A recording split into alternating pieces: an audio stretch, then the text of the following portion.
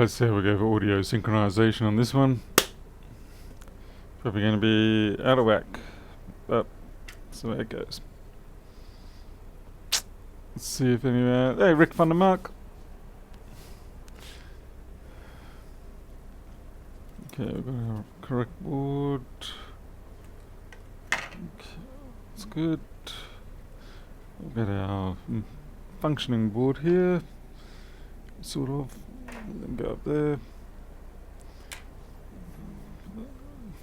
Hey, Ray Palmer, Ricardo. Let's see. Just gonna push up a couple of things. Hopefully not daisies. Hey, Direct Systems in Stockholm's. Hey, Jared Jakovitz. Alrighty, hey Stephen Barrett. So here we go, we're going for attempt number 3 of fixing this damn board. And I was having a look at the schematic and board view after failed attempt number 2, where we were looking around at the camera chip and sort of trying to work out whether we should pull it off or not, because we had the heartbeat short circuit going on and we just couldn't seem to pin it down. And after that I switched over when I got back into the other workshop. And hey Travis, Ray, it's been hot, but thankfully I got my air conditioners both here and down in the other room.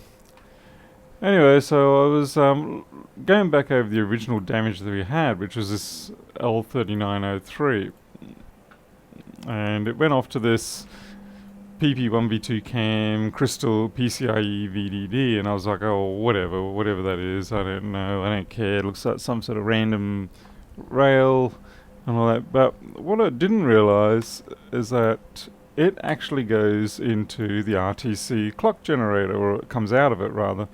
Oh wait, no, it goes into it. And that made me think, like, oh, that's interesting. Because that, generates a 6 o'clock for the camera and the Thunderbolt and produces our RTC G3 hot. It's quite a critical thing. And I'm thinking if this got damaged, then maybe U1900 is damaged. And so my first thing we're going to try is replace the U1900 and see if we have any better success.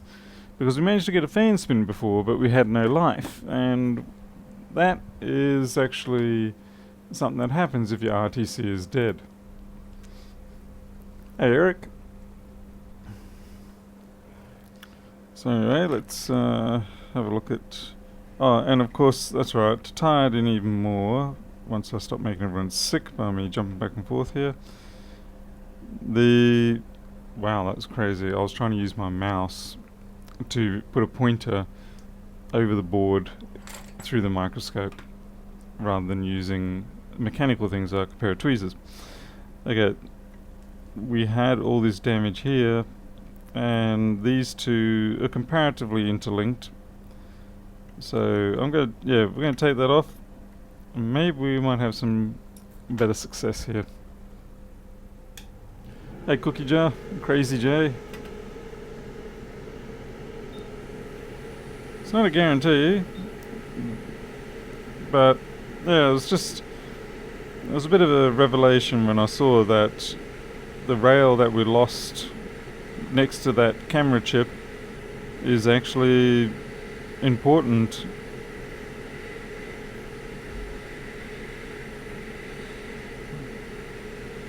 I mean, all the rails are important to some degree, but you know what I mean. It's actually super important.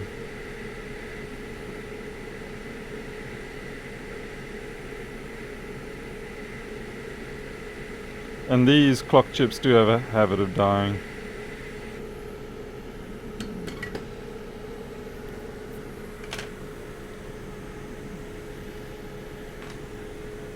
So you need to get some more solder.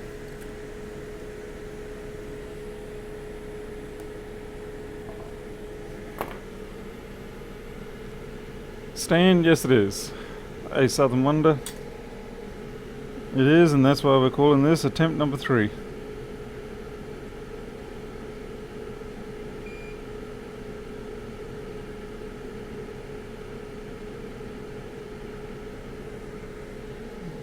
As I spasm my way around that set of pads.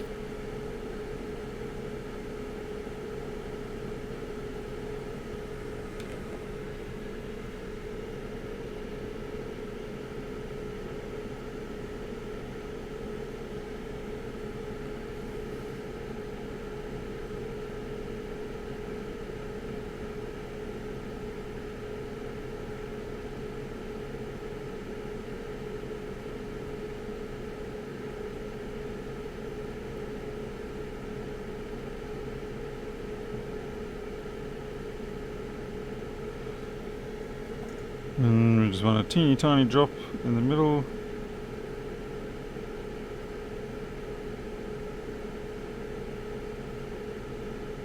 Yeah, that's more than a teeny tiny drop, but oh well, what you gonna do?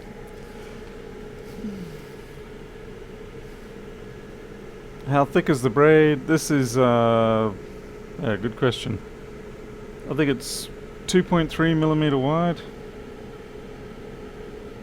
I use scum buckets. You've just knocked the daylights off that chip there. That's no good. That donor board is just becoming... This isn't a hell of a lot better, but it's a little bit better. I should probably put some flux down for that.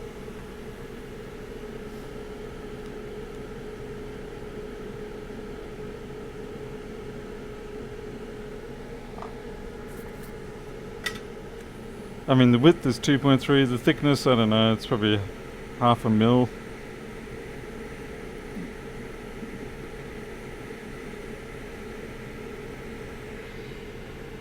Evening schematics. Hey Jared. Oh wait, yeah. Hey, cut me a break, I can't even remember who I'm talking to.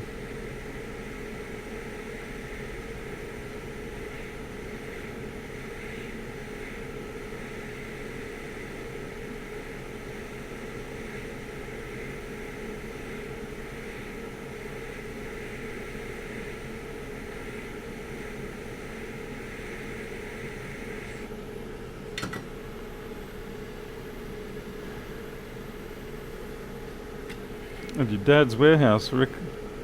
What's in the warehouse? Like today, just a storage warehouse, or is there like manufacturing equipment and stuff? I suppose you can't really always be telling people what's in the warehouse.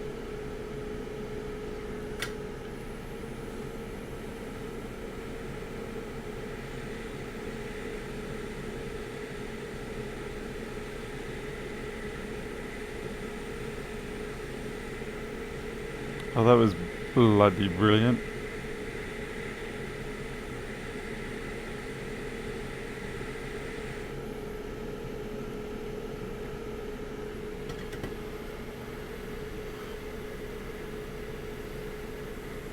What vomit you talking about?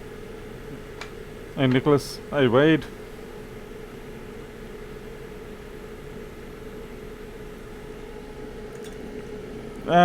Stan, with regards to the liquid protection on those chips, I guess it's sort of...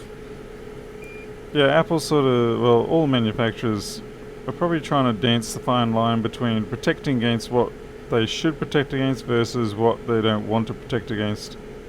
I mean, what's the point of saving a laptop when they can sell one? Which makes me wonder why Apple even bother with some of the blobs of silicon that you see.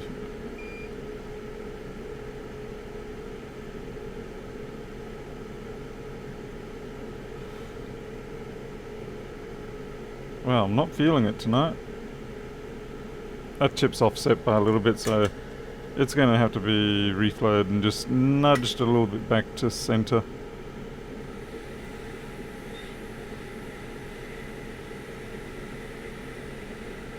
It's not off much, just a fraction. It probably doesn't even matter, but since I like to destroy my own work, I'm going to nudge it.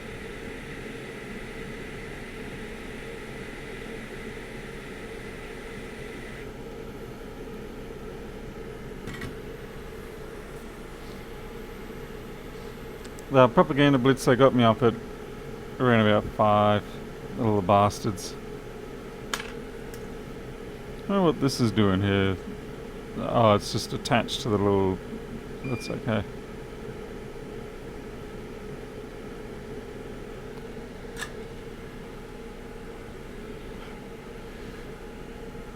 Do you use additional nozzle attachments for your hot air gun, or just stick to one usually because of ease? Do you have hot tweezers, or do you find not applicable for your use? I generally stick with about a 9mm nozzle on the hot air because I'm too lazy to keep changing it. The quick hot air nozzles are difficult to change. They require a lot more force than I believe they should. And yeah, I just sort of tend to avoid changing them if I can. And as for hot tweezers, I don't have them. I feel like the one place where hot tweezers can be very useful in iPhone situations where you've got to try and pull a cap out from next to the CPU, or some rather nested situation that makes using hot air quite difficult. But other than that, it's one of those tools where it's very useful when you need it, but outside of that, it's probably just a waste of time and money and desk space. Alright. Hey, Pianov. Yeah, I wish the kids would let us rest, but yep, that ain't happening. Okay.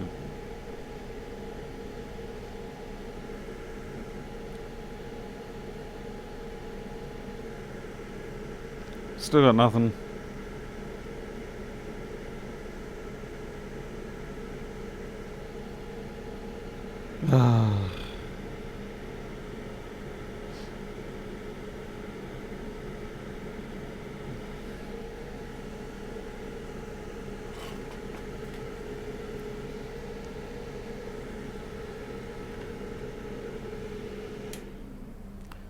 Just gonna measure some no, I can't speak. Measure some voltages.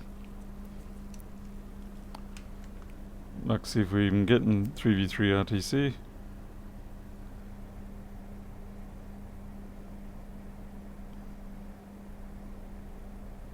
And more to the point, is it steady? Yep, okay, that's holding.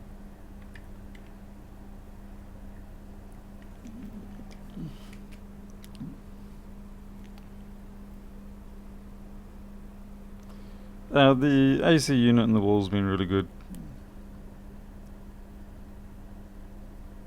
We've still got the heartbeat.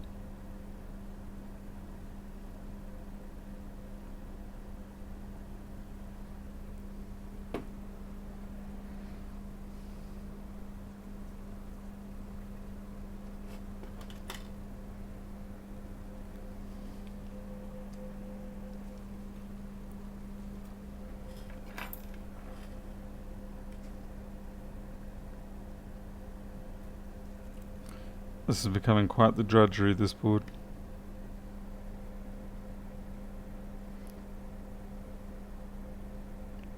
CPU V-core tries to come up and then it shuts down.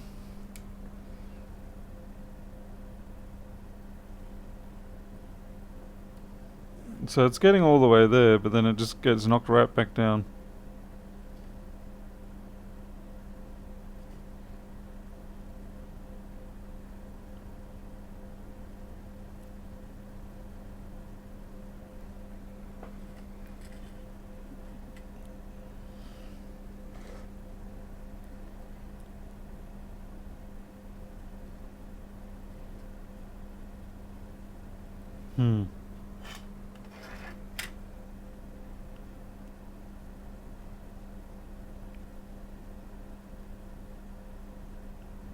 Got something that's heat sensitive, maybe?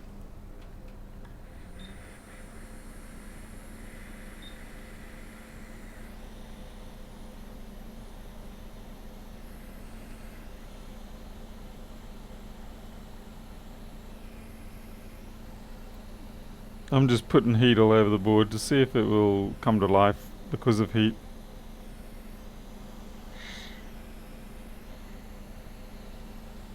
Doesn't seem to be. Clean that board? No. There's no point at this point, it's just flux. I mean, sure, it looks dirty as heck, but it is just flux. It's not really a problem. And we'll probably wash away something that's useful.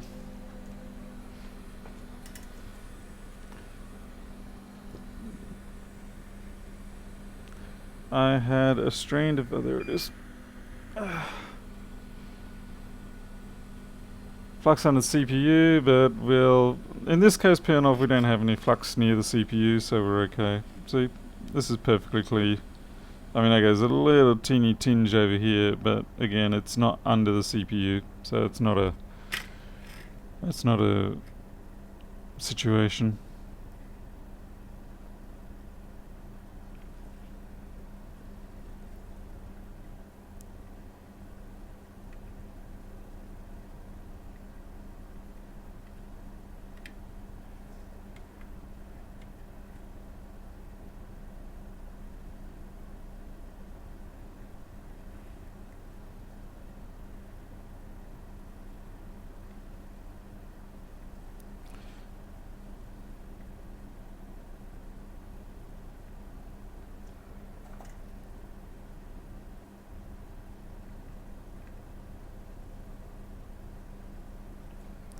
Flux.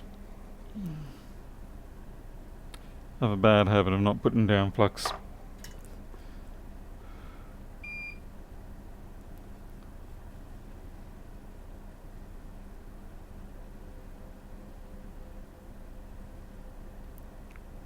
Like I said, I know it looks gnarly, but yeah, I'm really not thinking it's at fault.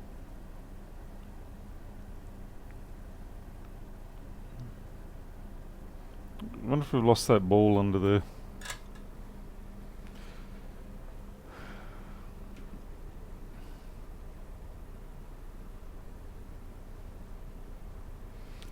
Nicholas, I don't have thermal imaging, no.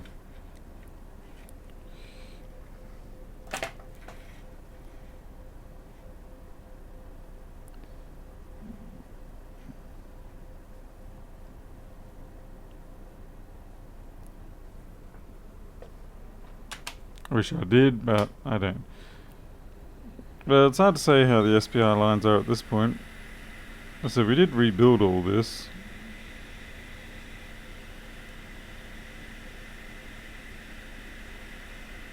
Yeah, we do have that ball there, but there's not a guarantee connect between these two, so we'll put a line across there.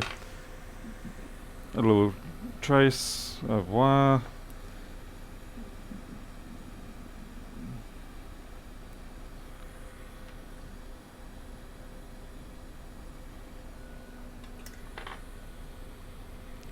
Going to be feedback circuitry problem? Probably not likely. Like I said, the very strange thing is that we're definitely getting a heating up in that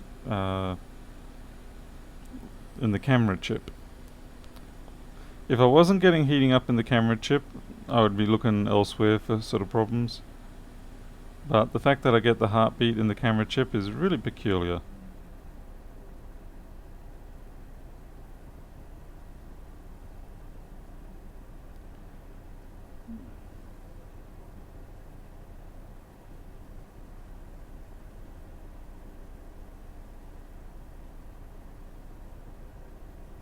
Some more flux down.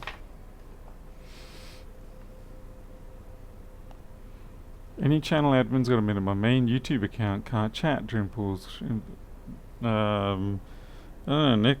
I don't recall having any real ban list going on. Other than... no, I just can't think of anything.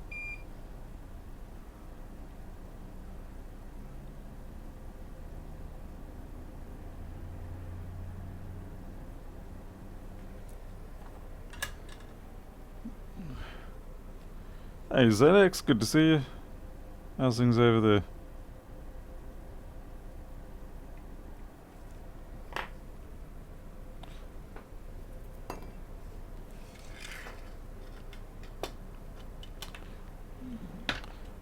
Believe me, I do understand the urge to clean these boards. I really do. I often do it myself, probably earlier than I should.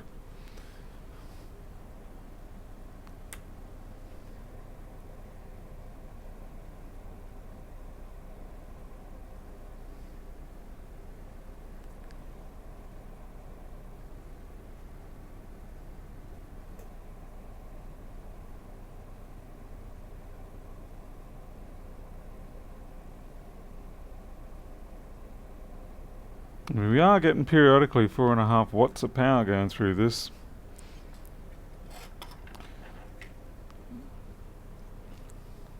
Try the what? EFI chip? The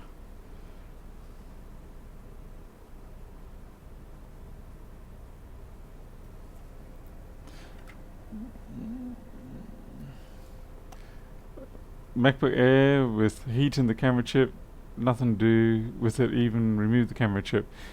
Yeah, that's what's concerning me, because of the fact that, sure, I could just, take this camera chip off, but it's a bit of a one-way run on that, because once you take it off, I don't think the chance of putting it back on are too great. So yeah, you can see there.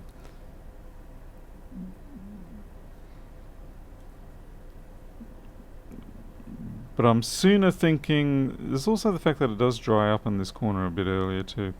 I'm sooner thinking it's something that is connected to that's the problem, as opposed to the chip itself.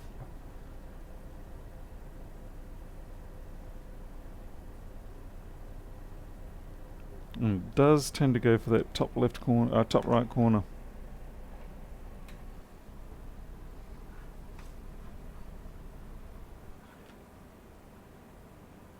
Not that there's much up there, it's all just memory lines.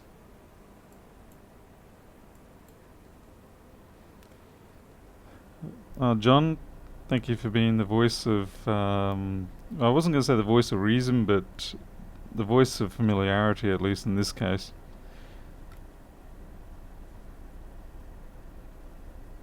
I'm just really not sure what to think at this stage.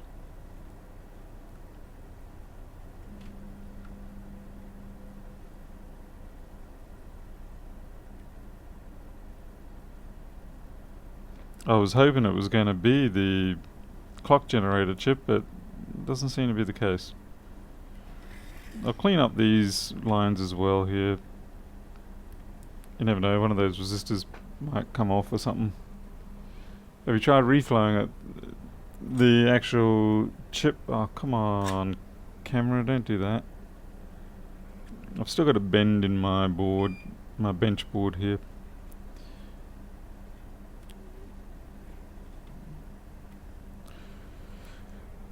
I need to put straightening rails on the board, the actual wood board, or reinforcement rails.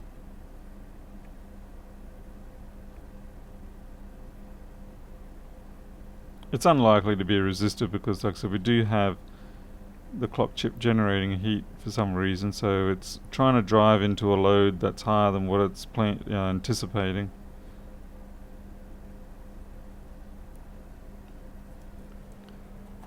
Which does tend to take me back to something around here. I'm going to check the caps around the RTC. Yeah, diode mode.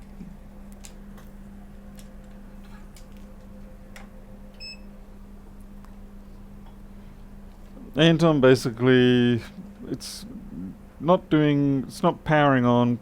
Well, it tries to. The CPU comes up for a split second, shuts down, and the only heartbeat we've got in terms of heat is coming out of the camera chip, U3900.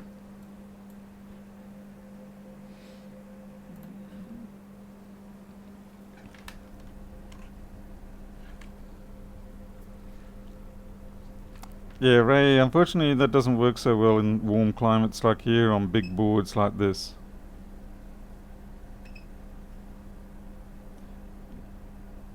Even when I try on iPhone boards, it's already hard enough.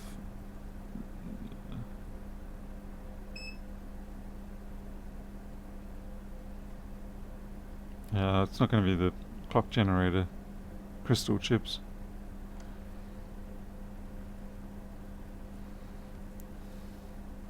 Now I'm getting silly.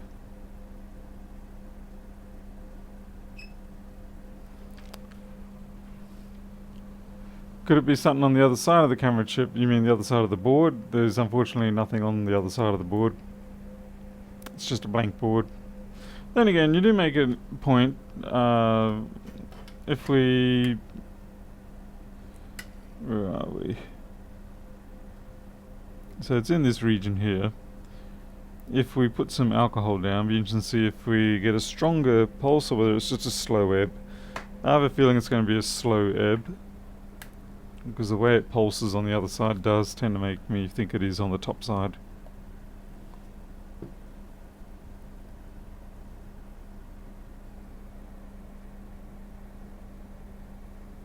Yeah, so it's doing it now, but we're not seeing anything.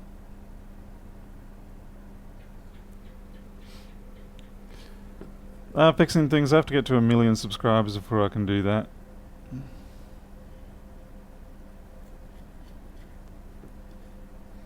Gotta get my influencer status.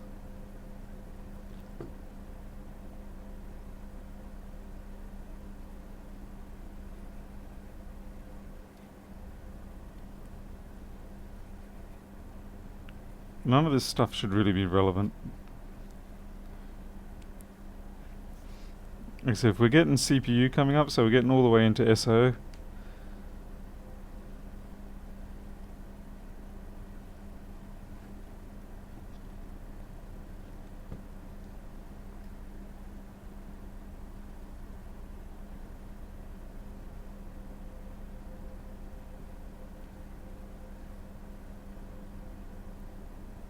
This thing really should have just gone in the bin by now anyway.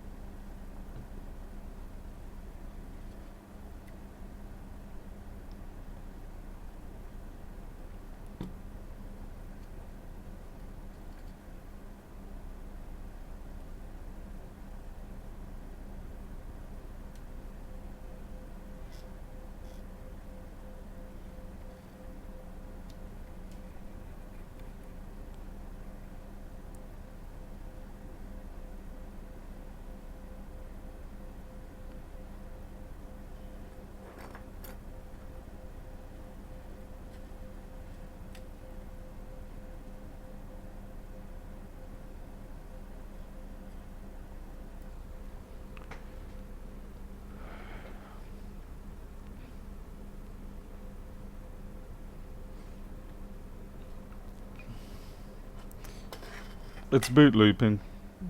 It just keeps resetting itself. And yeah, we checked the rails on the camera chip. And all the diode values seem normal enough.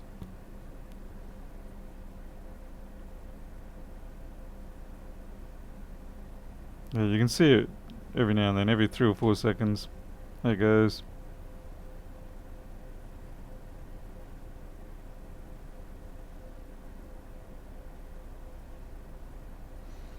Now the only thing that we can really ascertain is the fact that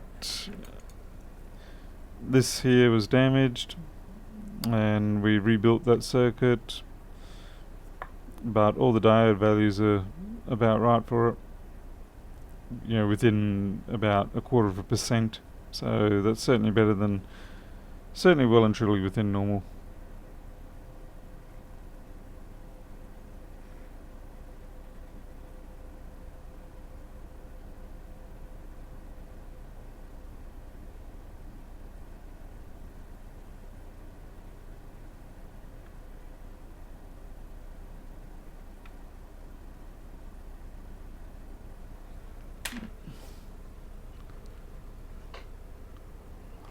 Travis, have you got one of those? That'd be nice. Nice to have something simpler like that.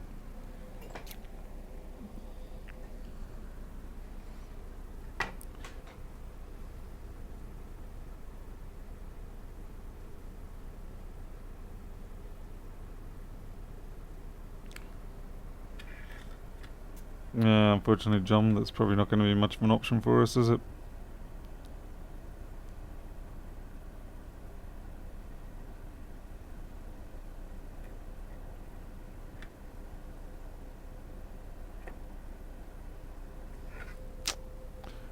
starting to lose hope on this one. Yeah, Rick, like I said, all the diode values seem good.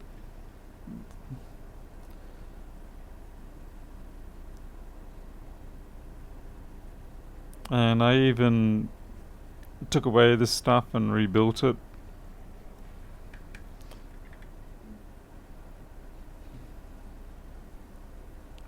This is getting pretty seriously yucky, this board, but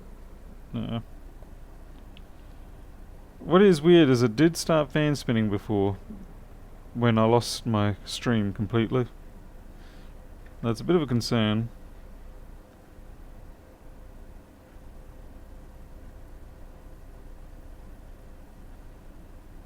I only realised because I could feel the vibration. I thought, oh, that doesn't feel like my air filter.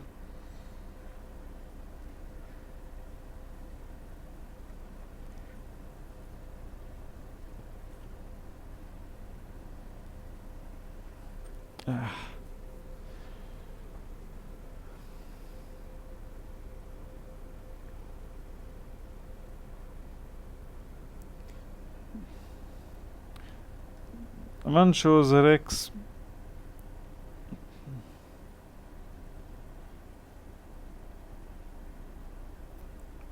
It'd be nice to be able to get it to fan spin again, and then I can sort of go, okay, now let's have a look at the voltages around the place and see what's coming up or down.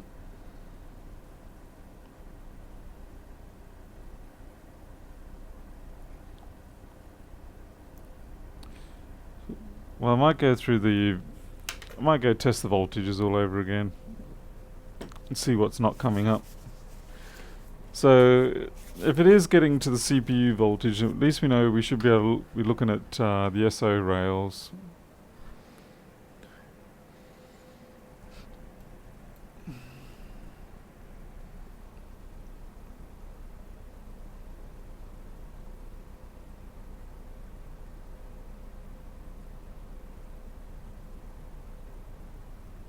Hey, Paul Gallant.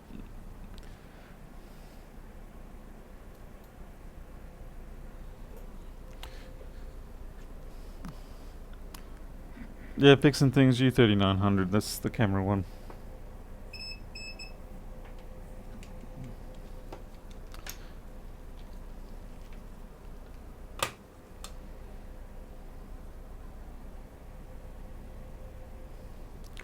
I'm gonna cheat here. Just make sure everybody reminds me that I've cheated. I'm gonna plug my multimeter ground into the power supply ground. Actually, I might do it at the other end. Now, the reason why it's cheating is because I don't have to then have two probes on the board. I can just use a single probe and put it wherever I like.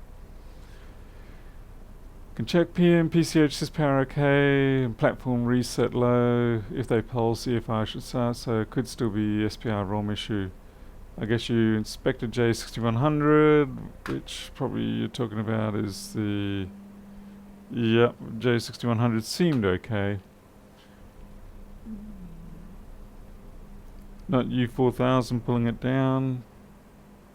Damn it, I'm on my power rails. U4000 was one consideration, yes.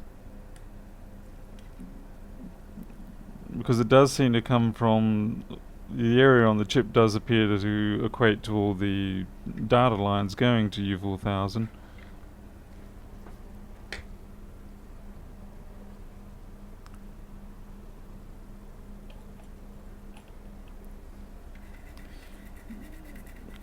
Okay, I'm just... Yeah, the board's on and active, but sometimes when you do stuff like this, it actually can cause it to, like if it is an intermittent fault, you can sometimes invoke it to do something.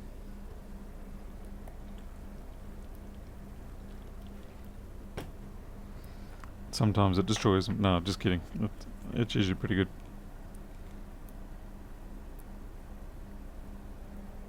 Okay. So here we go. We're going to be testing these rails. So that barely gets started.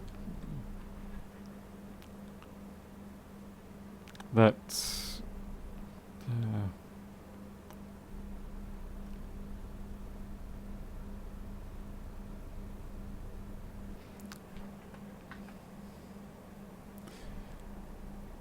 Fixing things, are you saying, when you say it's a camera memory, are you saying, trying to tell me that that chip is the camera memory, in which case, yes, I am aware of that? Or are you saying it is, that is at, what is at fault in this case? Sorry, just clarifying because it's a bit of an ambiguous statement, at least for me in this mental state right now. You really only have one V35. Well, there's one V2 cam in there, and yeah, you got one V2 cam, one V8 cam, 3V3 SR, 3V3 S3 RSO in there. There's a few others around that region, but none of them are showing up as being actually at fault.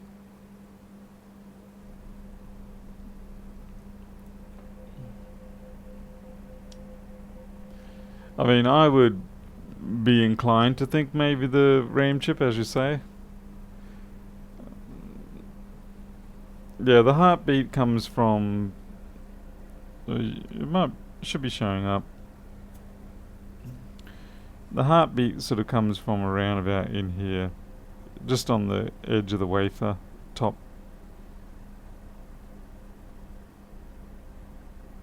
So maybe up there. It's actually a little bit weaker at the moment.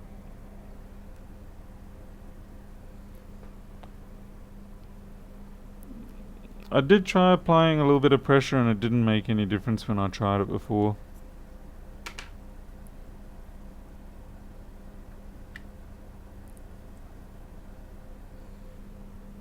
Wow, that is out of focus. There we go, that's a bit better.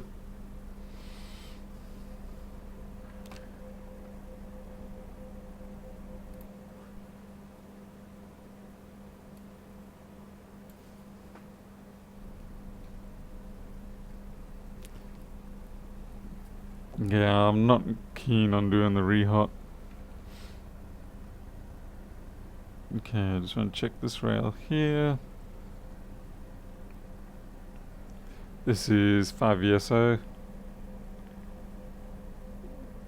Yeah, it's interesting to see 5VSO stuck at 0.4 volts. That's really not good. And interesting, it was steady at 0.4. It wasn't steady before.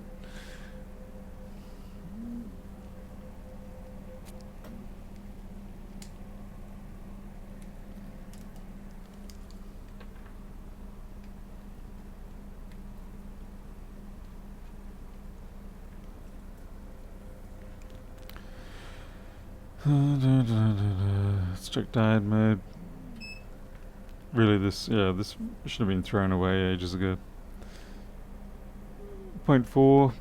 So it's not really what you'd call a massive load on that. Okay, so let's have a look at where 5VSO is generated.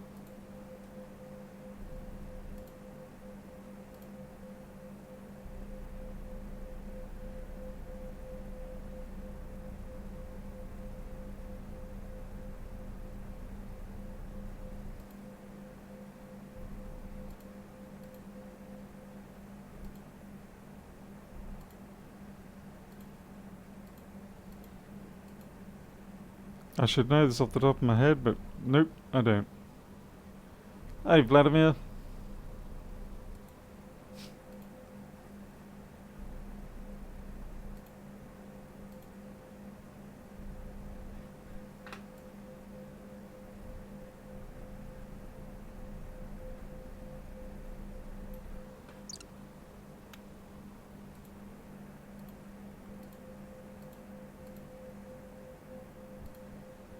I'm looking for where 5VSO is generated.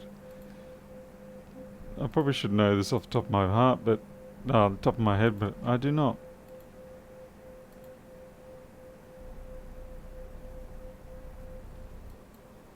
Hey, Richard Bicker.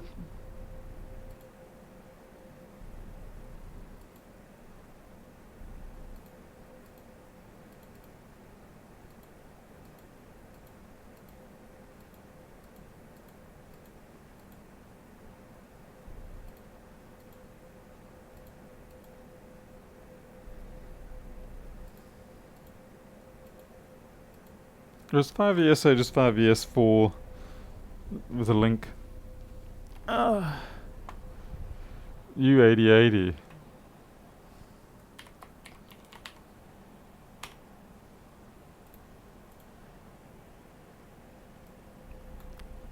Oh, and I was right, it is from S4. Thanks, Farnell.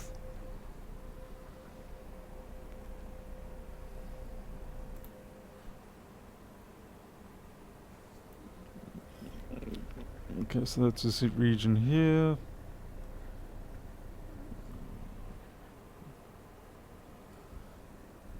Pretty sure that's U8080.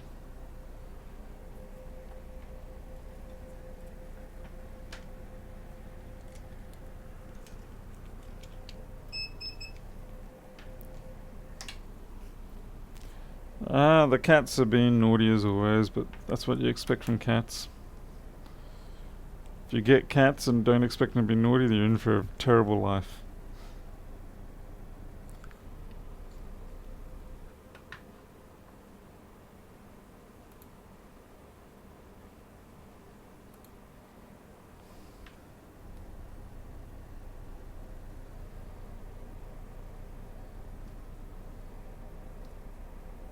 Why don't I even have 5ES4? Wow, I've got nothing. Everything's been pulled down here. Pin 1, VDD.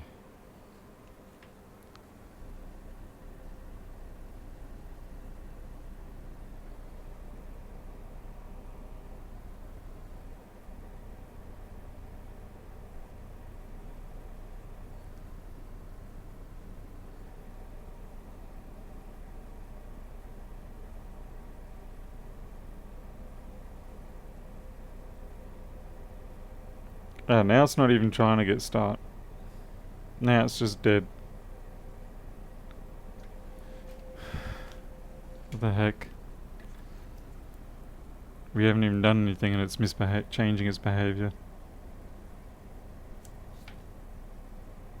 Oh, now it's on its way again.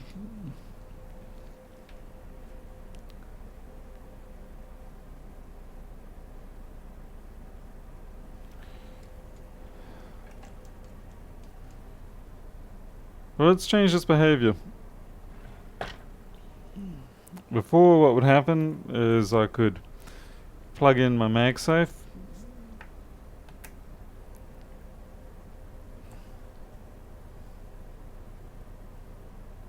You're just going to behave now.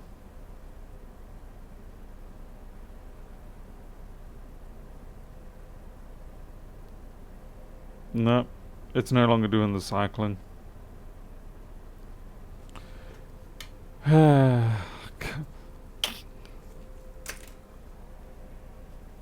Alright. This one now is definitely going to have to just... It's going to go ultrasonic purely for the sake of being able to get a clear view of if anything's falling off here.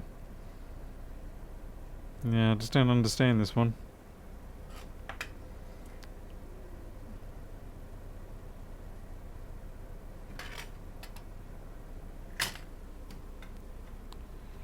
The GPU, all the RAM and everything looks perfectly fine.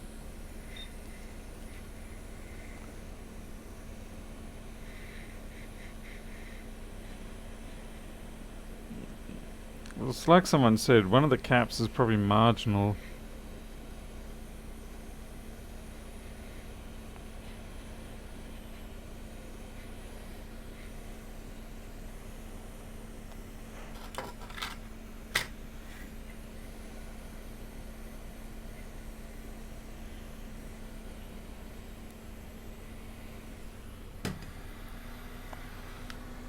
Yeah, it might save the day, it might.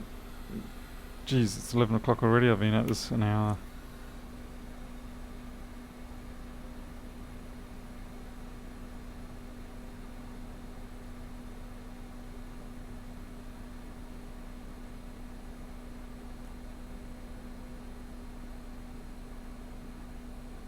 It's definitely had a behavior change.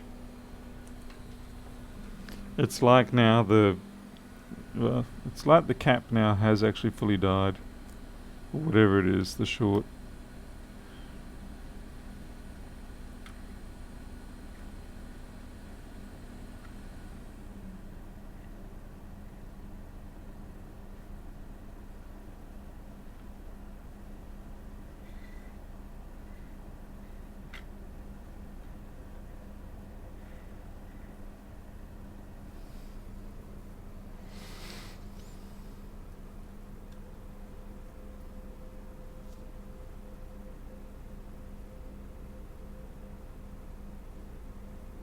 Anton, I've done a fair bit of that sort of stuff already, and I've replaced the clock chip as well and cleaned up a few things. This really does feel more like some sort of intermittent short of some sort that has now become more of a permanent short by the feel of it. But I'm not really sure whereabouts it is yet.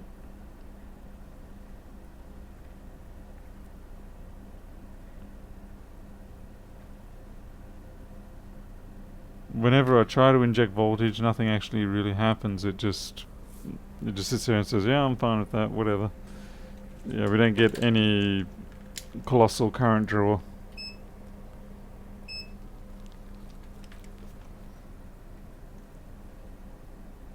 More bloody hair on there. I mean, 2 mega ohms on that. That's hardly a... Can't blame that.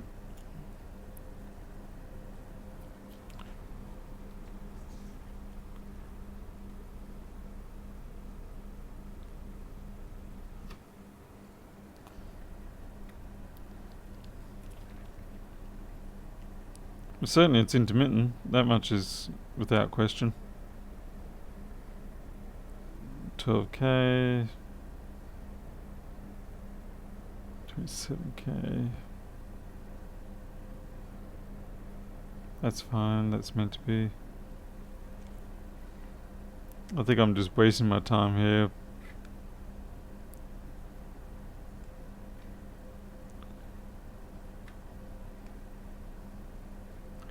Wasting everybody's time.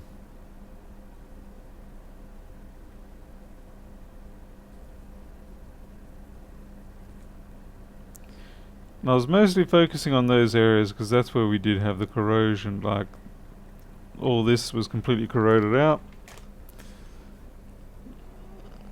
And we replaced that. And then of course there was a great big chunk of green corrosion around the camera chip voltage generation. Which is why we were focusing around there too. Let's wash off some of this flux.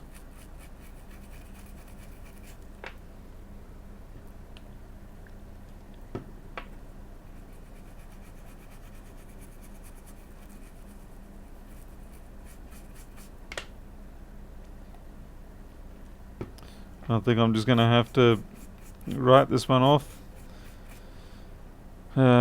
At least until it's gone through the clean process, and yeah, see how it behaves when it comes out of the ultrasonic. I said it's already been yet another hour now spent on this and getting nowhere. Well, more going backwards than anything else. So it has not been a good weekend so far for the repairs. It's been quite disastrous. It's rather unfortunate for us all.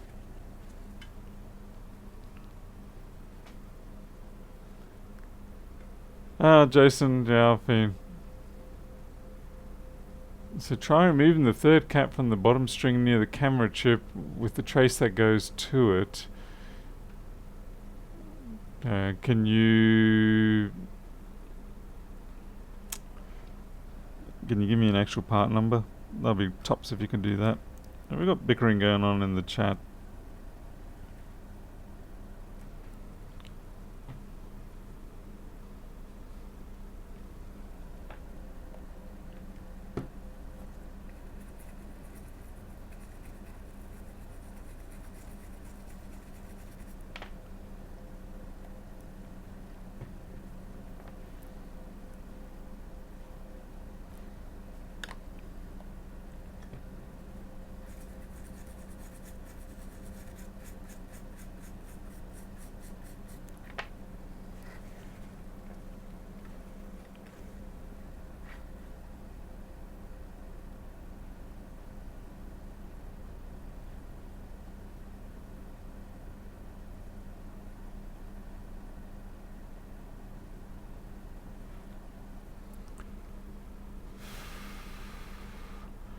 Third cap on the bottom string near the camera chip with the trace that goes to it.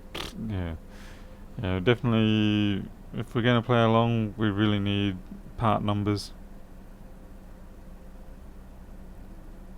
I mean, bottom top's all somewhat irrelevant in this.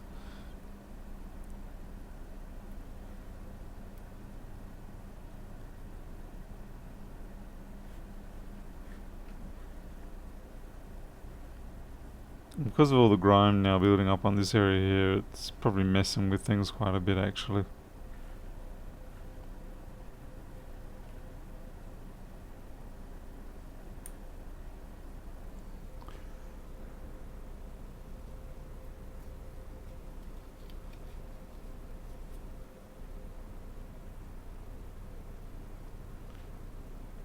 Try to pull down camera reset line. Can you give me a network name on that? It's very difficult to be able to, take the suggestions and enact it. I mean, I know you say I'm looking at it, but the thing is, you've got to remember there's 30 seconds of delay between what you say and what I'm doing here. So it really has to be specifically part name, network line name, something like that. And then there's no ambiguity, no confusion, and no mistakes. I mean, like I said, I'm more than happy to have a look at what people suggest, but it's got to be, you got to use the board view details if you can, please. It's customer board, which I've spent way too much time on now. Like, I mean, the camera reset line, it's like, but which one? I mean, there's probably only one, obviously. But the U3900, it's a big chip. And I can go through all this, but if we had the actual network name, it'd be awesome.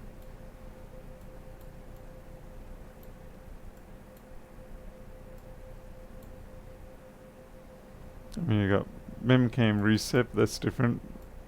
Memcam chip select, that's different. It's probably one of these. Okay, thanks. Cam debug reset L. Alright, thank you. Sorry about that. It gets hard to follow things. I mean, I don't know how some people... Let's see. Cam debug reset L. Hilarious. Oh, looks like I can't spell. Reset L. Search.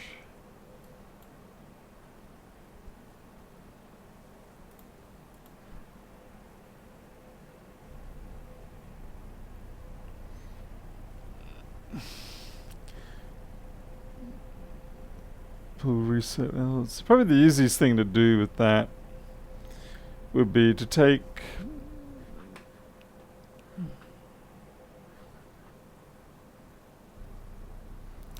fixing things. I am thinking about that actually. Removing U4000. Anyway, to pull reset down, probably the easiest thing to do is simply take R3990, put it in place of C3990, and the R3990 will be a bit of a soft pull down and cause it to be in a permanent reset state.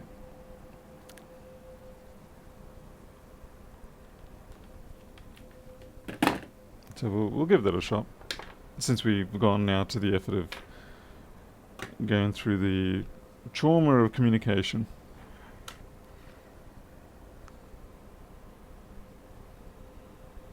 Just make sure I've got the right thing here.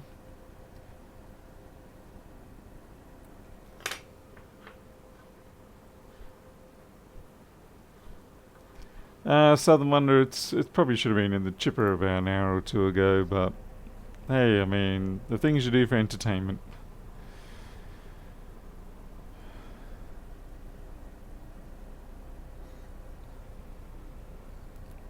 Okay, so really all I need to do is take this resistor and put it up there. And that will keep it in a permanent reset state.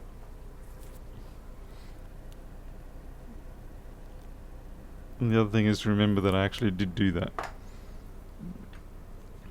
Because otherwise what's going to happen is if I fix something and then I come back later and I'm like, I can't get anything to work now, the camera won't turn up, and it'll be because I've left that.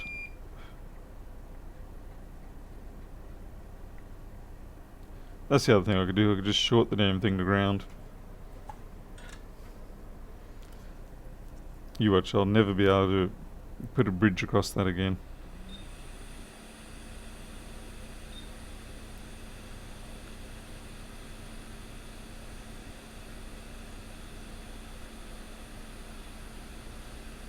Actually, that's the other thing. I could actually just put a 0 ohm resistor across there. Yeah, red marker's a good idea.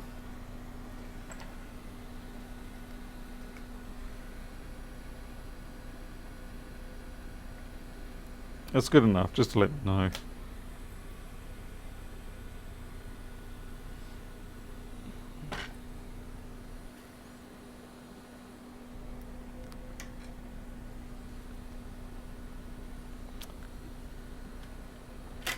So here we go now.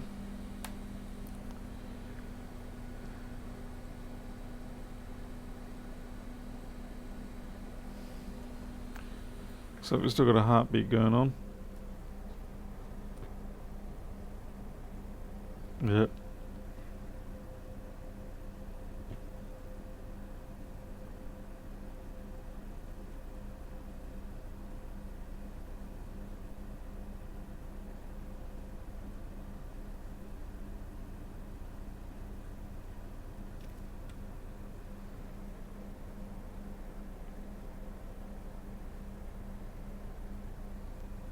Okay, we've got a heartbeat, but it's in a different location now, wherever it is.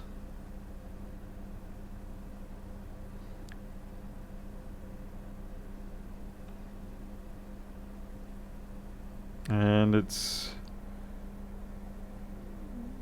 waiting to see if I can see it jump again.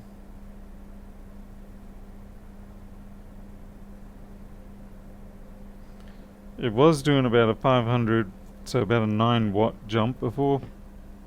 It's not doing it now.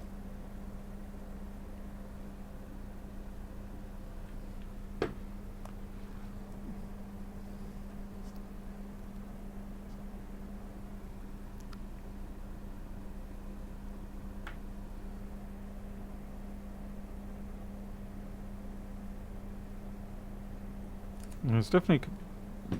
It's having a few attempts at jumping up.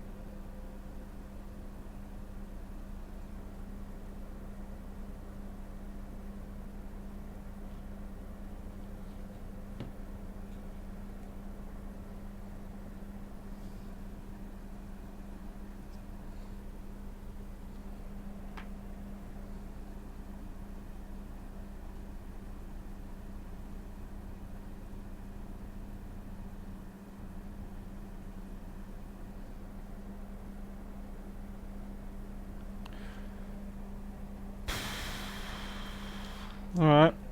Well, let's eliminate the camera thing out of the situation, at least it seems to.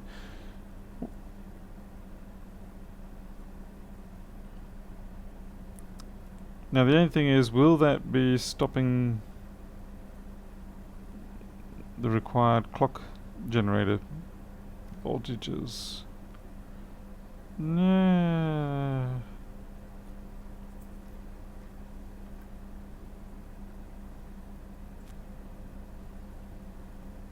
Is that a crack in that line?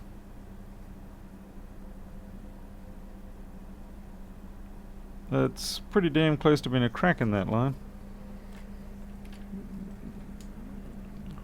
Certainly wasn't there before when I was testing it.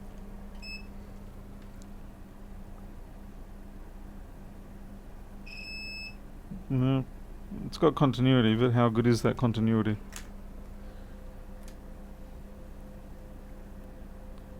We'll run a wire just in case.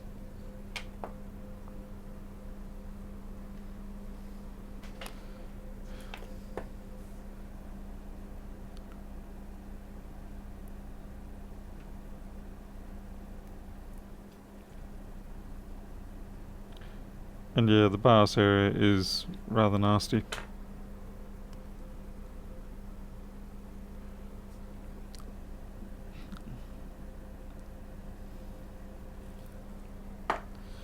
Jason, once this sort of damage gets into any of these machines, it's pretty much doesn't matter who makes it. They all hurt the same.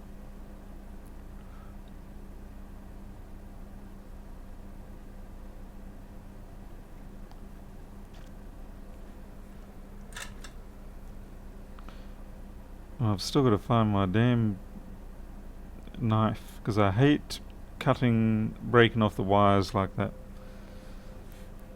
I always worry about it stressing the end caps of the part.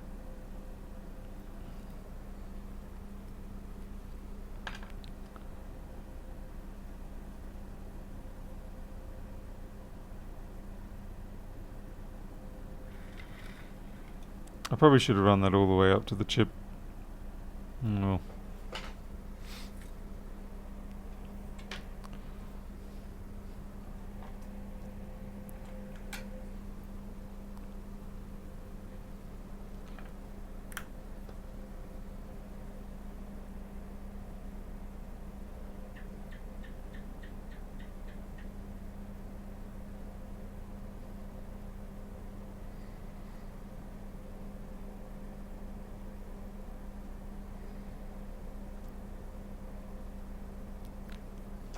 Looks like it's a one-shot job now. That is, it fires up once at about 500 milliamp, and then it stops.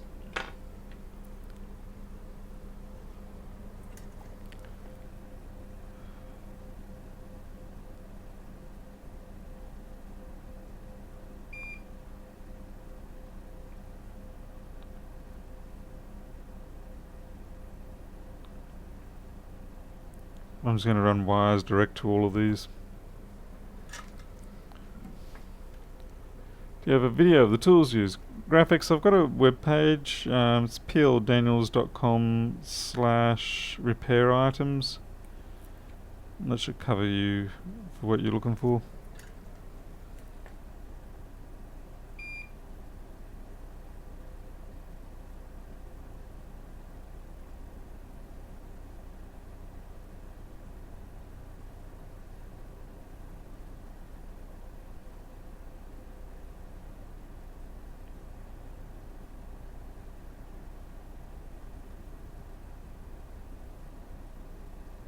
Oh, this is going to be so shonky.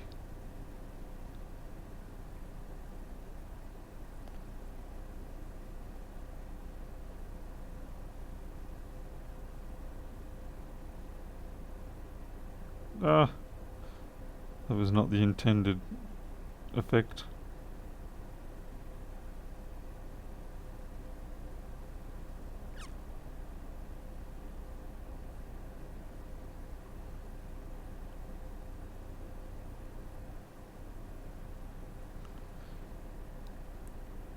Hard to get much shonkier than that, but this is predominantly for testing.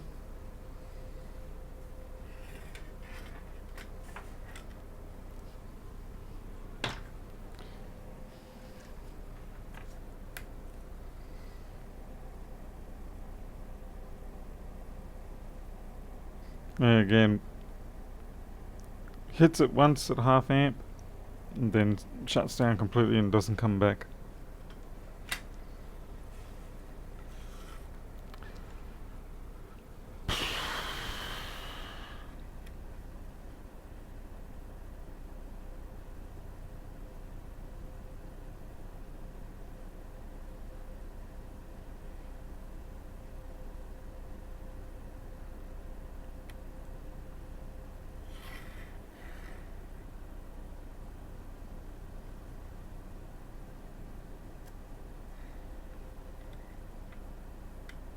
Oh, so much for that red dot.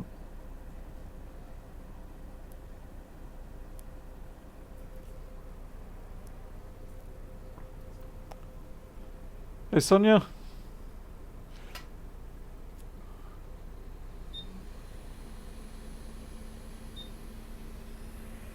You're talking about the... Yeah, I know that's what you're talking about. You're talking about... it doesn't look like it's on this one. But I know some of the J tags, or as he likes to call them, J tags, do have them next to them, but not this one. I know she's talking about these two. Anyway, don't worry too much, Sonia, about the general negative sentiments around here. I completely I don't recall seeing that being so dodgy before. It's getting a little weary, that's for sure, for all of us. So there's only so long people can be all cheery before the harsh realities kick down on you. So I really should have given up on this a long time ago, but in this instance my ego is kind of driving me along, saying, you can do it, Paul. Yes, you can.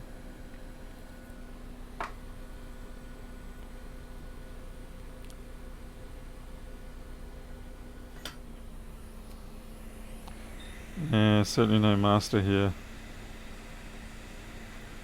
I'm just going to pull a lot of these parts off and rebuild the area a bit.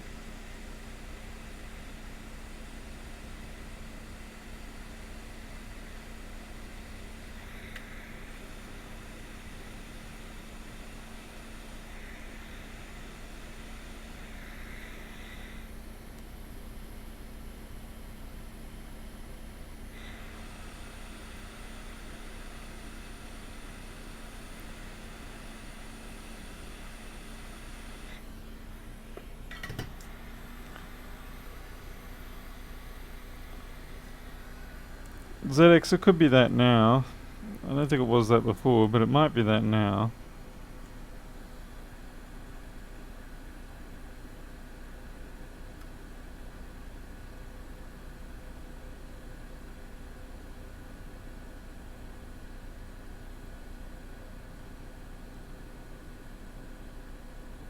Where do you go?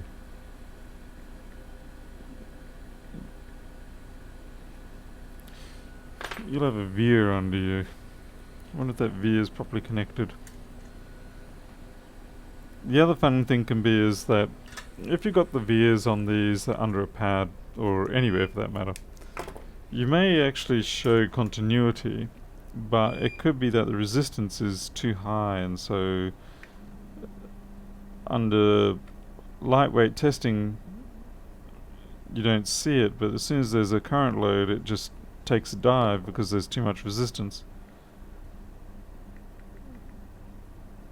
So where do you go? Hey Ed.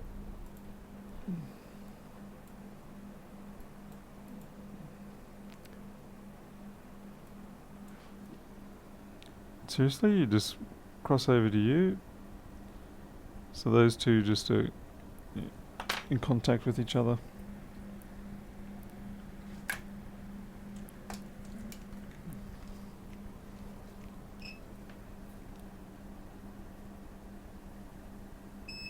Yeah, that's fine.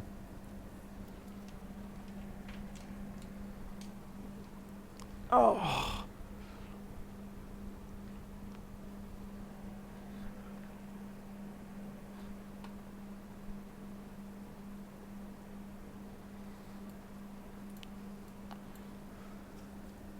There should be a test pad here I can check too. That one there.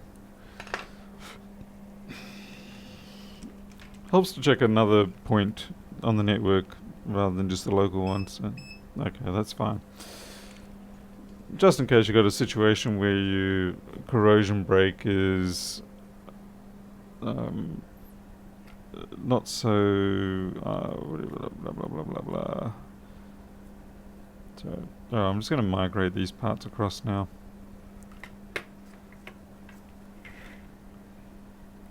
It probably won't make a diddly squat bit of difference, but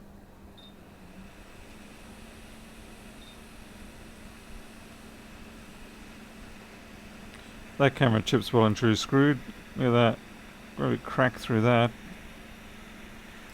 I think what's happened is someone's lifted that. Yeah, there we go. That's when they were stripping off all the parts. They kind of got a little zealous.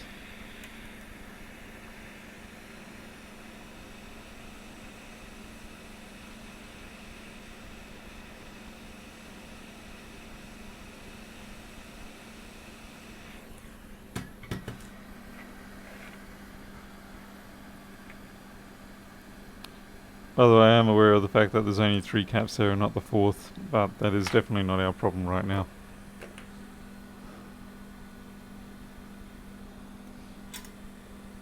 Was that U5110 you clean corrosion, or was that... what?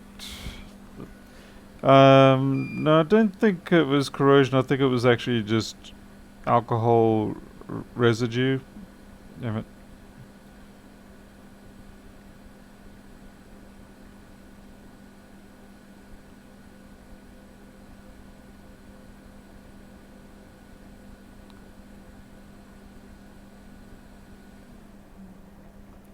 I know it did look like corrosion, but it was basically just alcohol residue.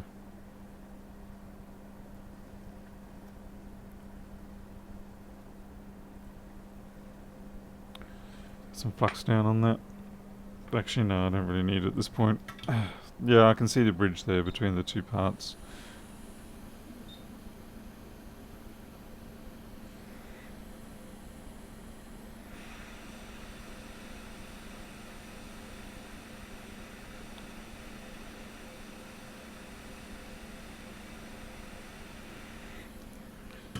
We'll clear that bridge in a little bit. It's already cleared itself there. Partially.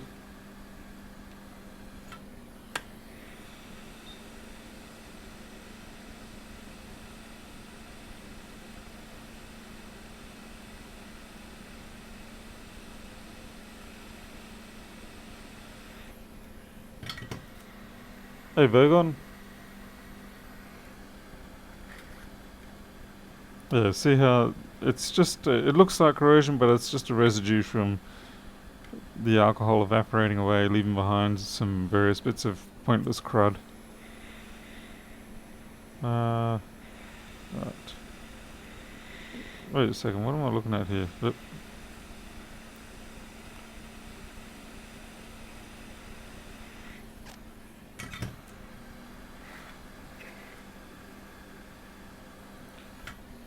They got a little bit confusing because it looks like it's 2 parts, but it's actually 1 part with a test pad top and bottom for different networks.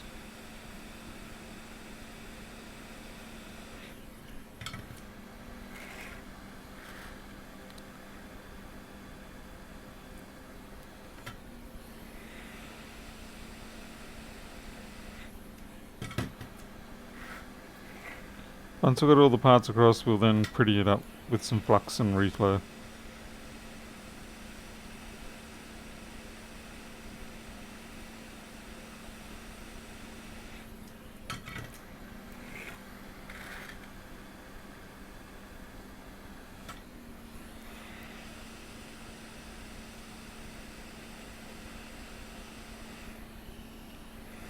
Oh, that's weird.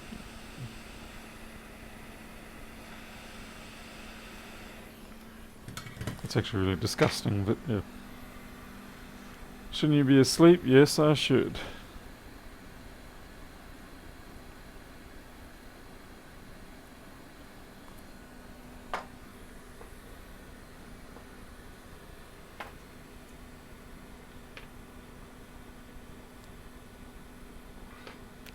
Jangle Stick, thanks for doing that search for me. Yeah, I'm not surprised.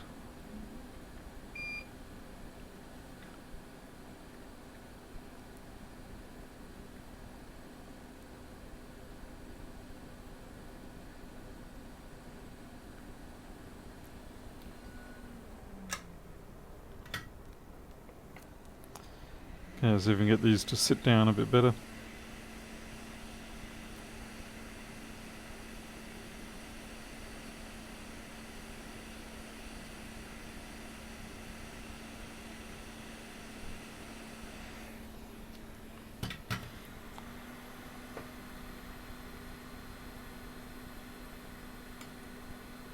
Station 240, I'm sorry to hear about your sick pet. What's happening? You know, I very much am a pet person. I mean, we went through 9 months of constantly being on alert with micro. And I mean, we still are, but at least, you know, we've got our slightly chubby micro back.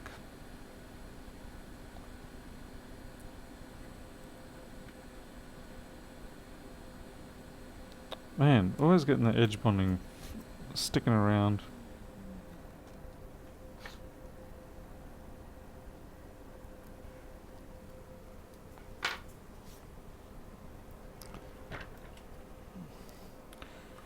Alright, let's see if we have any change.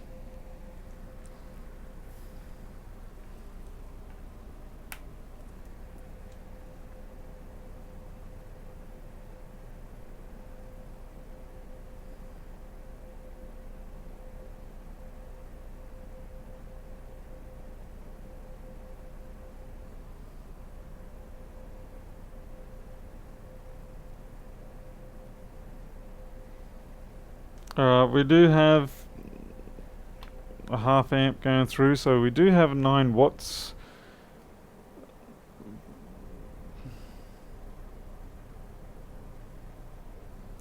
Popping up now and then, so we might be able to find it with the alcohol method. Might.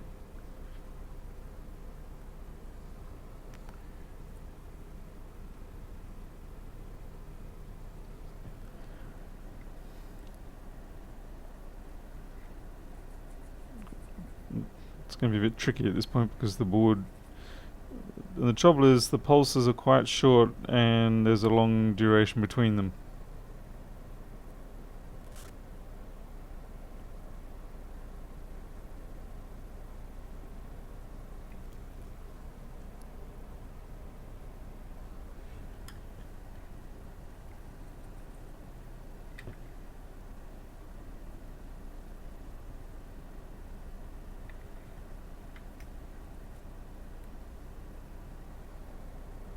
Whoa, whoa. Okay, we have done something. We now have a big amount of heat coming up somewhere. Something is trying to catch on fire. Down here.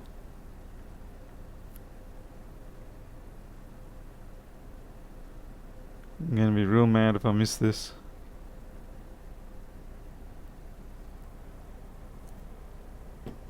Well, now we're down to just 2 amps. Oh, not 2 amps. Something really took off then.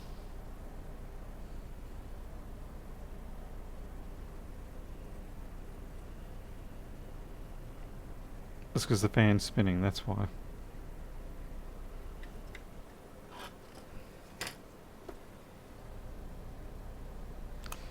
But it'll probably be a dead CPU fan spin. As in, there's no power to the CPU that I'm aware of. 2 volts. And it's just getting harder on the spin. We've got no power going to the CPU, but it's running the fan spin. Fun.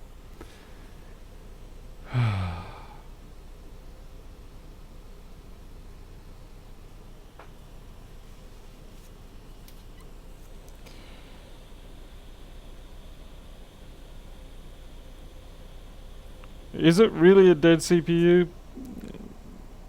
Because we do get about a 40 odd. We get about 40 ohm resistance on it.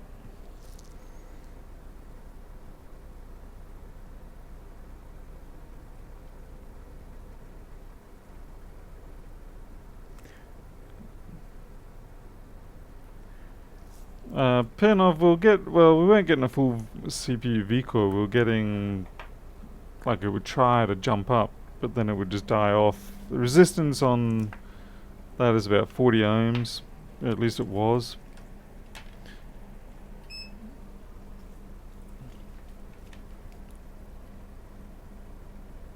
So what have we got there? Alright, that's changed now. Oh wait, have I got the wrong circuit? Yeah, that's changed. Is my PCH dead? Previously it was about 40 ohms, now it's less than an ohm.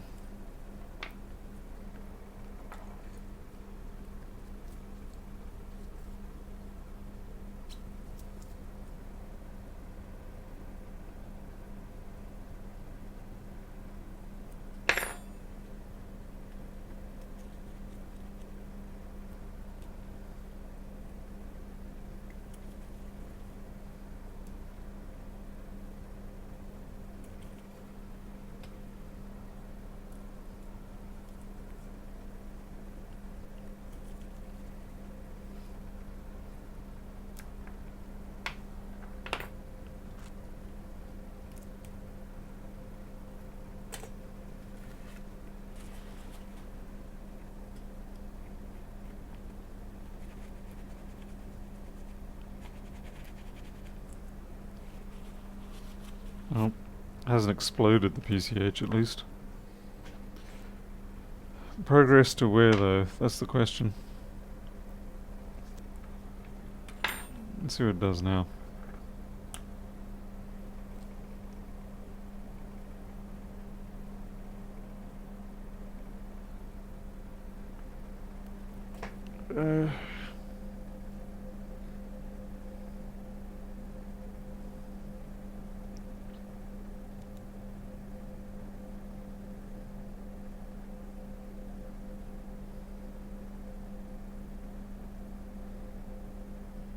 It keeps pulsing up to about 400. And then it stops going to 400 and starts doing around... Oh, there it goes, 400 again. Okay. It seems like no matter what I say, it will stop doing whatever I say. It's no longer working. I guess you just can't trick Murphy like that. Yeah, the board is crackers, that's for sure.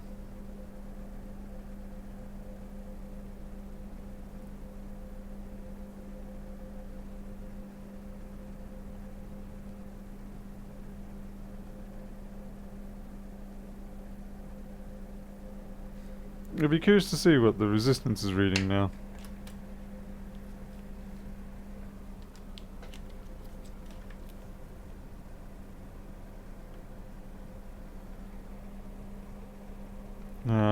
Still 0.6. Yeah.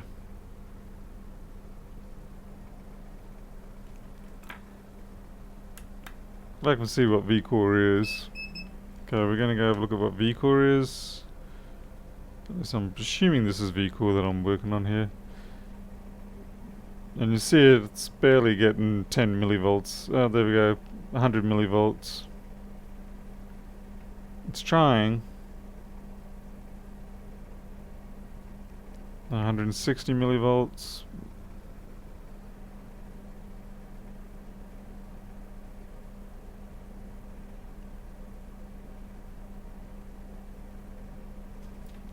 Yeah, it's not getting much better than 160 millivolts there.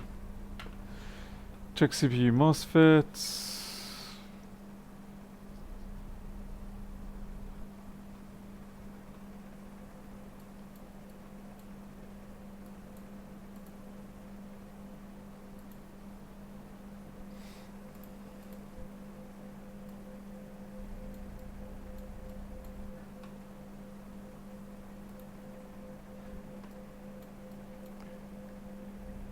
$73.10, $73.11. Hey, Mito Dido.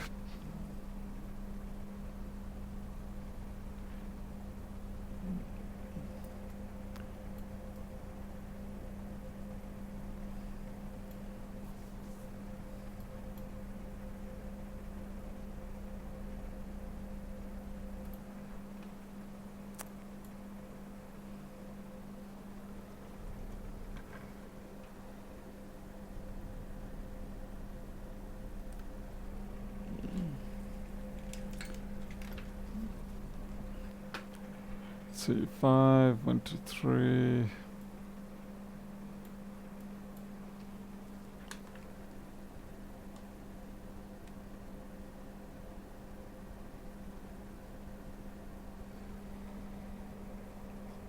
Wait, why do we even have voltage on that? Let's see, diode mode.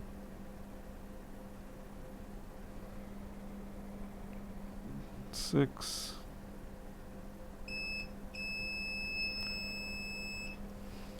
Okay, let's try the other way.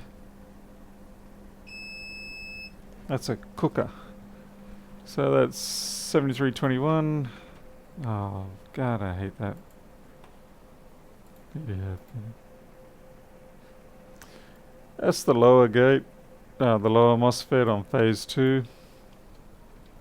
Hey Martin Lewis, pour water on it. Ooh, tempting, tempting, very nice. Thank you, Martin. Thank you.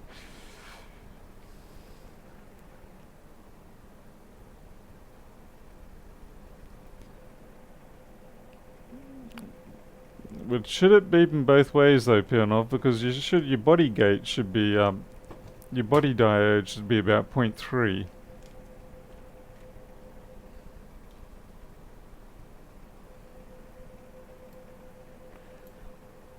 Well, we'll check 7311, see if it does the same thing anyway.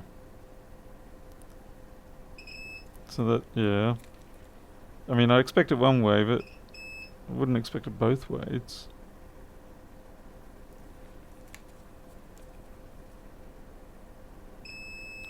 But that one, on the other hand... Oh no, that's right, yep. Nah.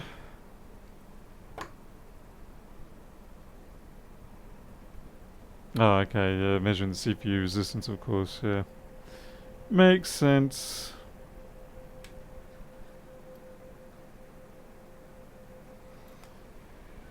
What do you suggest? We pull the low side diode, see if that helps.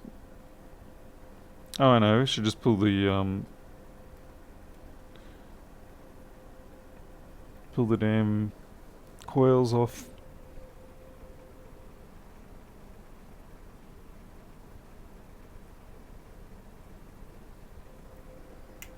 Getting tired. Let me put a couple of screws back in here before I pull those coils off. At least the heatsink gives some sort of power into the some sort of heat resistance.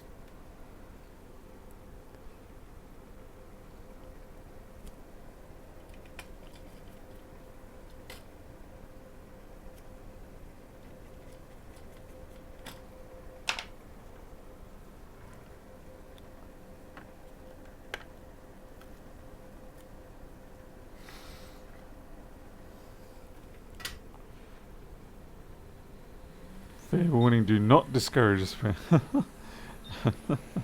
Sonia really wants me to fix this for some reason. Thank you, Sonia.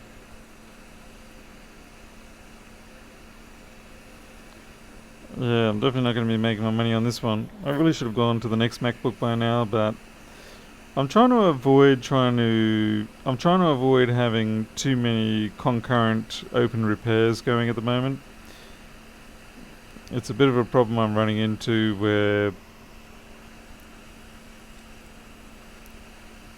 I start to lose track of things, and that's not good. No, I'm melting the plastic on the damn CPU. Trying to pickle those coils.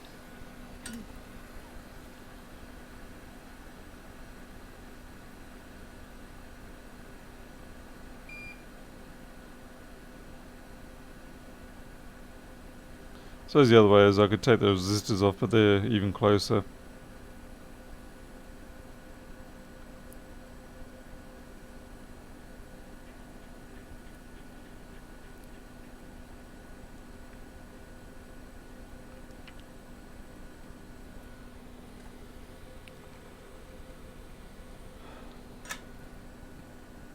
Yeah, I might be more tempted to pull the MOSFETs instead. Further away from the CPU.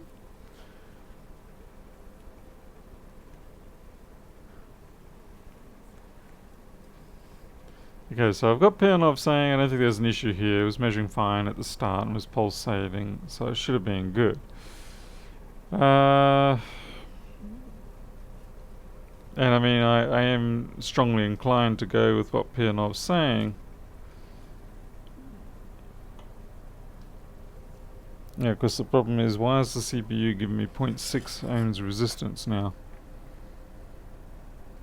I guess that's what we're trying to work out is, you know, what did we miss? Why was it doing okay before, but now not so much?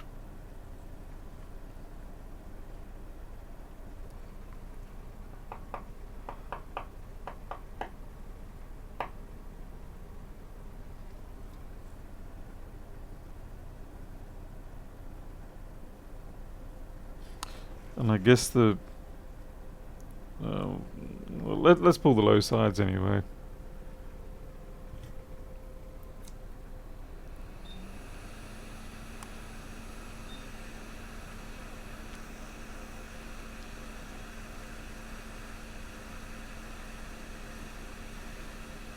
Not that it's really going to prove much, in all honesty.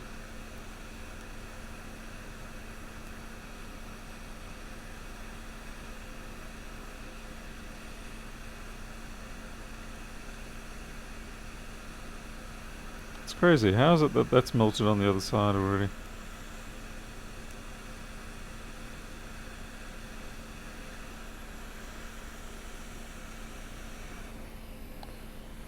I wasn't expecting them to come off, but they did.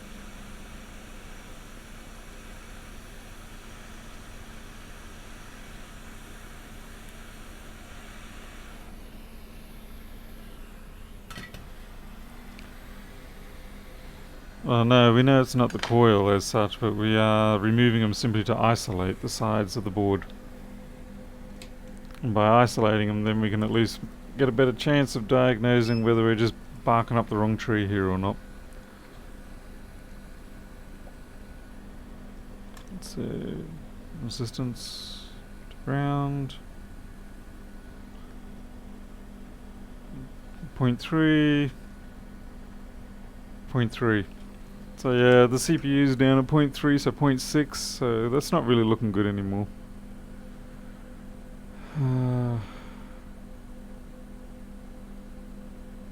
The coils came off simply. I wasn't even going to go for the coils, but then when I put my tweezers into the leaded solder, that was already molten, so I thought, well, I might as well just go with that then.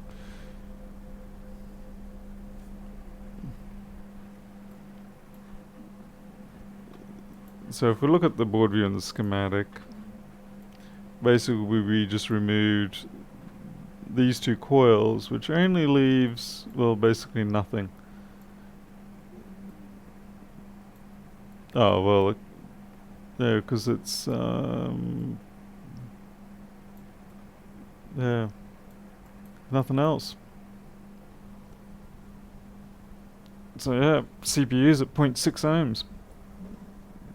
I'll wait for Pianov to give a point of view on that, but it would seem that isn't really sort of the value we want.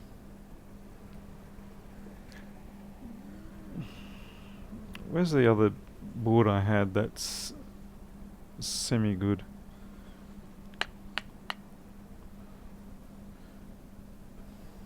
Oh, there it is.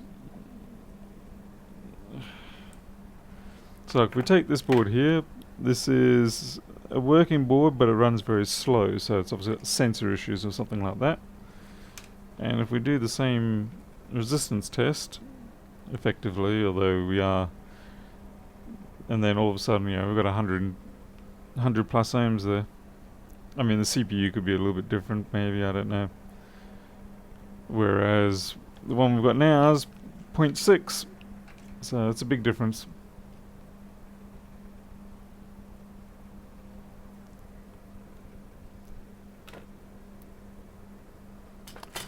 What do you think, Pernov? Should we try something dumb like point? Yeah.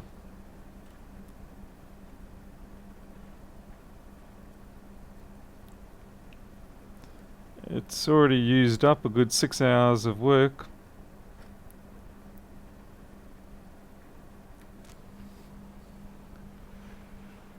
Needs a drill, yeah.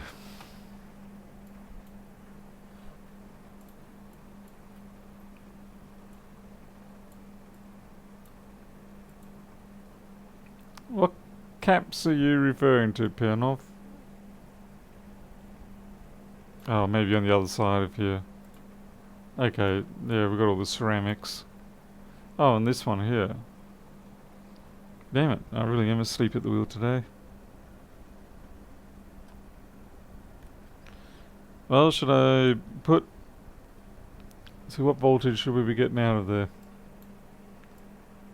Let's see, 1.85. Should I put a volt in there? Let's put a volt in there and see what happens. I'll probably make this wire just burn up, but whatever. Go up to 1.8. Yeah, well, I thought I'd start at 1 anyway. Just for safety's sake.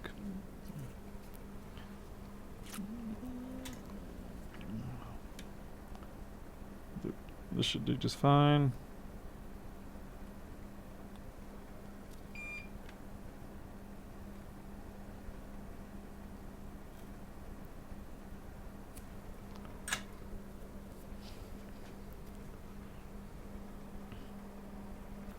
Damn, I should have been in bed ages ago. My wife's going to be all mad at me now. I don't like it when my wife's mad at me. I love my wife. And when she gets mad at me, it makes me question myself.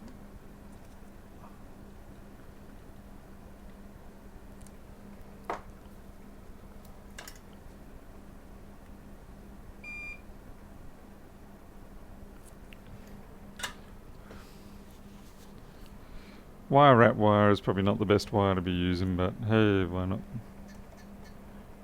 Okay.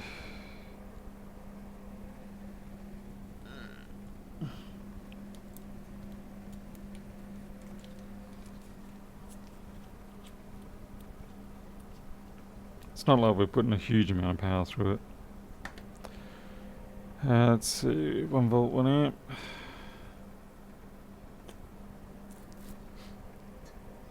Okay.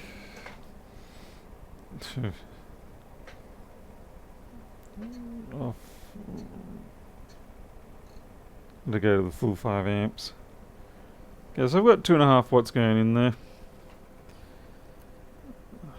Let's have a look. See if anything gets pretty.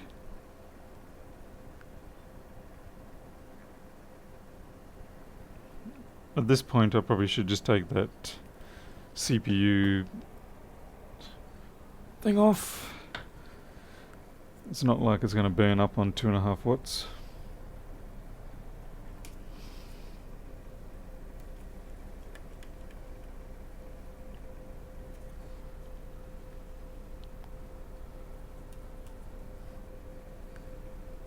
Doesn't she love you no matter? Well, that's the theory. Unfortunately, in reality, that doesn't tend to be the case. You can certainly push your luck too far sometimes.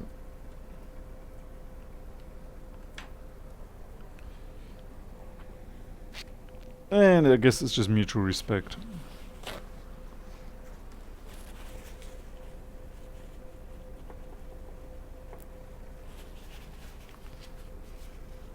Caps on the other side. Ooh, trepanning. Don't hear that term used very often. As long as I don't get any trepanning going on with me. Right. Yeah, 1.5 volts now.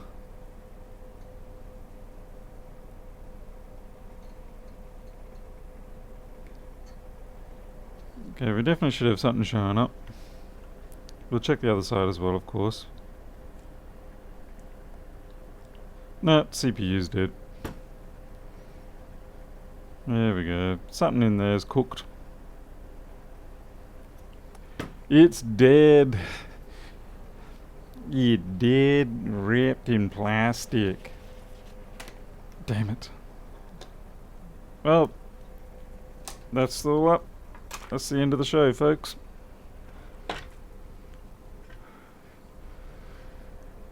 I'm kind of curious though what was going on, because it would sometimes give me a bit of life and then wouldn't, so whatever it is was intermittent.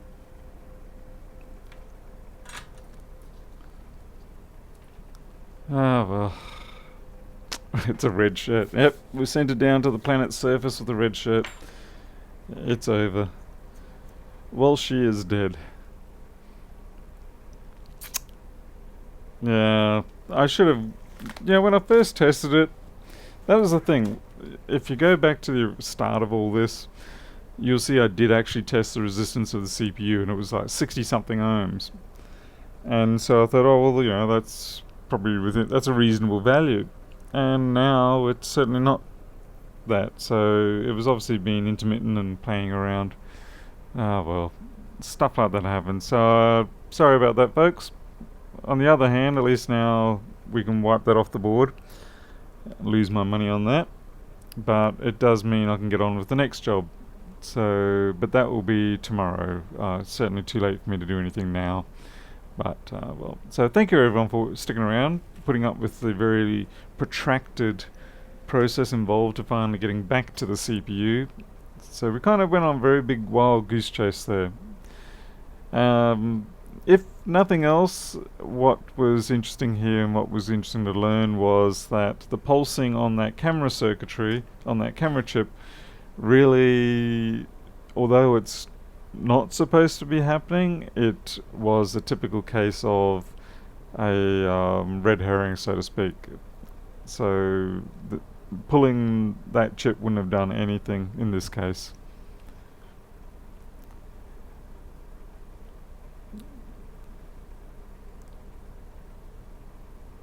U72, 73, 7310. Let's see, what were they?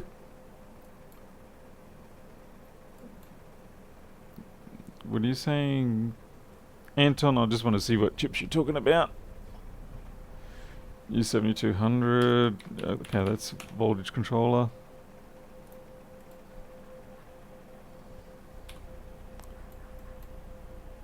Okay, so it was the CPU VCC regulator. 7320. Oh, okay, they're the phase controllers. Alright, yeah, I see what you're saying.